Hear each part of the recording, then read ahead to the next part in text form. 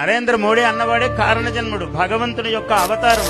పుట్టాడు ఈ దేశం కోసం. రాముణ్ణి ప్రతిష్ఠ చేయడానికి 11 రోజులు నిర్జల ఉపవాసం ఉన్నాడు మహానుభావుడు. అతనికి 70 ఏళ్ల వయస్సులో ఉన్నాడు. ఎవడైనా ఉండగలడా? 70 ఏళ్ల వయస్సులో 11 రోజులు ఉపవాసం ఉండి 11 దివ్య క్షేత్రములు తిరిగి ఆ తమిళనాడులో 21 బావులలో స్నానం చేశాడు. చల్లనీళ్లు. ప్రైమ్ మినిస్టర్ అయిన వాడు చేస్తాడండి, కార్పొరేటర్ చేయడు. హీటర్ వేసుకొని స్నానం చేస్తాడు గీజర్ లో. కానీ 11 రోజుల పాటు ఆయన పొద్దున సాయంకాలము చల్లనీళ్ల బావి నీళ్లు స్నానం చేశాడు. చేసి ఉపవాసము ఉండి 12వ రోజు రామ ప్రతిష్ఠ చేశాడు అయోధ్యలో. ఏం పుణ్యం అండి! ఈ దేశం ఎంత పుణ్యం చేసుకున్నది అట్లాంటి వాళ్ళని కలిగి ఉండడానికి.